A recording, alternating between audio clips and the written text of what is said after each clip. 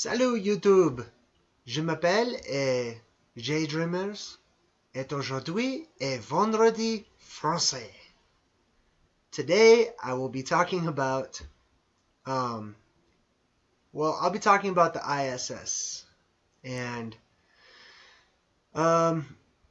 just astronauts in general. So I'm gonna get right to it. I've done a lot of YouTube searches and I found so many good compilations of ISS fails or bloopers or outtakes or mistakes that they've made. And the more I watch it, the more it really just blows my mind. And I'm going to point out a whole list of things that I have here and my thoughts on the whole ISS. First of all, I want to acknowledge everyone that's new to my channel, and if you're just kind of feeling things out, basically it seems to me that the concept of space as we've been taught, or outer space, or anything NASA related is really fake. And I somehow I used to believe it myself. Somehow I just took it right in and never questioned it and just went, oh, okay. But a lot of people are saying that everything in the ISS, the International Space Station, is fake. If that is so, because we always see these little clips, these little videos of astronauts, playing around on the ISS. I would love to see them take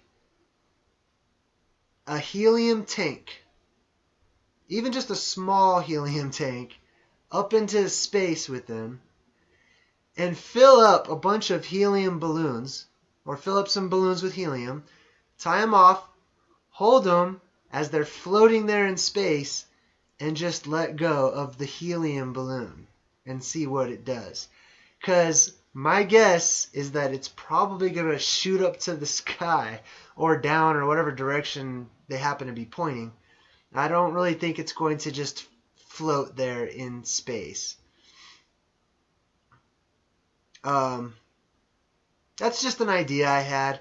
I really don't even know if that would work, if it was space or not, but I have a feeling like they're not in space, so I'm pretty sure the balloons would just shoot whatever direction is up. That being said, it seems to me like a lot of times when you look at them, they're all they're standing or they're floating there. They always have their arms crossed like this, and they're kind of bouncing up and down. And is it just me, or does it look like the veins on their foreheads and stuff are popping out, and their heads are starting to turn flush and red, while the rest of their body is losing blood? It kind of seems like at times they might be hanging upside down. In which case, I often laugh when I see them doing this because, well, they remind me of a bunch of bats. Like bats that are just hanging there upside down in their little cave. All right, so how about water in the ISS? I've seen so many videos of astronauts playing with water. They'll just squirt out a little ball and it'll be floating. And you even see one astronaut, she drinks it and then she flicks all the excess water onto the ISS. And every time they show you the inside of the ISS, it's full of wires, electrical devices, laptops, computers, everything that water should not be around. And I'm sure they'll say, well, it's all waterproof. But I mean, is that really what you want when you're training for years and years, is to have to go clean up and look for every little speck of water floating around in space in your electrically ran science center in space? Let's see. I think that they cross their arms like that for two reasons. I think one, it probably hides whatever harness they're actually wearing. And two, hold on. I gotta put my pillow down. Ugh. All right, that's better. And two, I think that they're crossing their arms because it would probably take a lot of effort to like simulate like if their arms were just free floating, you know, like they have to pretend like their arms are constantly free floating. So I think that to cut down on all of the drama and acting, that they just the director probably said, "Hey, just cross your arms, just cross them," you know. Let's see. Oh, okay. So I watched a video. I want to shout him out. I think his name is My Perspective. But he does really great 3D, three-dimensional graphics and shows you perspective and how it relates, how it should look on a flat plane or in space or what have you, as opposed to how we're told it looks and how we should interpret it. But he basically says that if the ISS, let's pretend my phone is the ISS, all right, and it's like in orbit around the Earth, right, and it's now somehow it keeps this trajectory. It always has like the bottom on the bottom and the top on the top, and the bottom always is like parallel with the Earth as it orbits. You know, it's not doing this like it should be, like flying in all various directions. But when you look at the things that the astronauts let go of and they start to float inside of the ISS, those things will move in random directions. So I would expect the ISS to follow suit, being that it is also in space, supposedly. And I would expect the ISS to be sort of, you know, moving in various directions. And if that's true, because I don't think it would be perfectly stable, even if they said, you know, they have little spritz of air here and there to keep it on track, which I haven't heard them say, but I'm sure they would. I think that we would, if the astronauts were inside, I think that we should see the actual ISS moving and watch them as they like hold on to stuff, trying to like, you know, correct their position to the inside of the ISS, which is constantly moving around them, if they are in fact floating in the air. What else? Okay, so I've seen videos of, I'm talking to you, NASA, but I've seen videos of you guys. You know, there's the video of the guy who's like, watch this, and he like starts to do like a little flip, and then he clearly falls down, and then he jumps back up, right? Well, one, you can't fall when you're floating in weightless space, right? But even if people make the argument that he didn't really fall, he just completed his flip, him popping back up should have sent him to the ceiling, and he would have had to like, oh, you know, push himself back down. So fake. Another thing is they seem to have a lot of toys on board the International Space Station, because every time I watch these clips, these astronauts are playing with toys. I mean, they have teddy bears, they have like toys, they have, you know, all these experiments with little toys. Like, where is the real experimentation going on? Where are the real experiments?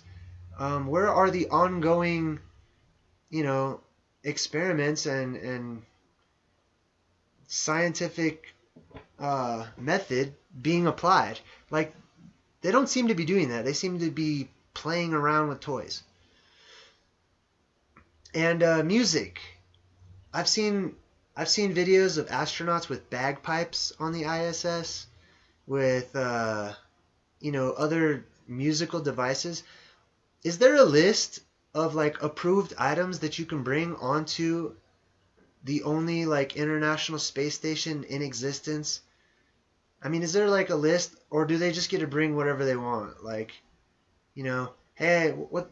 I'm bringing my bagpipes. Is that cool? Oh yeah, you can bring bagpipes. That's fine. You know, shouldn't it be like very strict? Like, okay, guys, be very careful with the water and no toys. I'm sorry, guys. Like, no, you can't bring your keyboard. You know what I mean? And bubbles, you know, we've all seen these videos. There are clearly bubbles like rising up out of the little water pool that you pretend is space. And it's laughable, but it's sad because people don't see it right away because you're told this is space. So your mind deletes it when you see a bubble. Your mind will actually delete it from you having seen it until someone shows it to you. Then you'll see it every time. Hair. You know, there's all these women and their hair is permed, it's stuck. It's not like when you are underwater and a woman's hair is just floating all over the place beautifully. That's how it should look. It shouldn't be like kind of wavy and then stick back into position like that. And sometimes I think that's due to them being upside down. There's also, if you listen to the audio, you can usually hear like jet engine noise in the background, and they try to suppress it, but you can still hear it. What about air? What about oxygen? These people are up there for a really long time, and I guess the ISS has been up there for like 16 years or something. So, you know, that's a lot of oxygen. You have to keep bringing up there, and they're not breathing pure oxygen, I would guess. Because that would get them high, and they would be constantly high, I think. Maybe that's the only way they can get high. But yeah, that's a lot of like tanks of air. Like you're gonna have to constantly be shooting up like a supply caravan of tanks of oxygen to last 16 years or whatever the time frame is. It's a long time. And bouncing. Every time they're in groups, they're all sitting there and they're like kind of bounce up and down like they're floating. Well, if you're going up, you're probably going to keep going up, and they're going to have to grab the roof and adjust themselves. They're not going to go up and then float back down. That's not how it works. Like you go in one direction and you keep going in that direction. And of course, we've seen one where the guy goes off and then he like goes around this corner and then he starts to like disappear. Like his body, you can see right through it. Come on. I put landing module. Oh yeah, so I started thinking like, well, how do these astronauts get back to the planet, you know? They don't show a whole bunch of that. How do they get back? And they always show us this little, you know, module that's like catch the front of it's like on fire, you know, as it shoots back down at the earth at ridiculous speeds. And I'm like, something about that doesn't add up either, you know? First of all, the landing module is not like spinning out of control as it, you know, leaves space or whatever. They say they put a parachute on the back of it. You know how? Wow, a parachute, really? So like, you know, if a comet or a shooting star or something's coming down, like, is a parachute gonna help that out as well? I don't know. I don't buy the whole parachute slowing them down enough thing. And then right before they hit the ground, they say like there's a little explosion that like a millisecond before they hit the ground, they blast off an explosion to gentle their impact. Right? These people are slamming into the earth supposedly, and they have a last second little explosion. To me, that's kind of like if I was in an elevator on the top floor of a skyscraper and somebody cut the cable and I'm standing in the elevator and the elevator's falling all the way to the ground. I come up with this brilliant idea. Right before I hit the ground, I'm going to jump. And then that way it'll counteract me falling down at ridiculous speeds, and I'm not going to squish into the bottom. That's not going to work. I'm sorry. So that's all I got on the ISS. Basically, it's fake. It looks really fake, and when you start really examining their videos and asking questions and thinking critically, it becomes a joke. And I'm sorry, but I mean, NASA has all that money. You think that they could afford to hire some better actors, some better artists, some better everything? But I guess they're really relying on the spells they cast on us.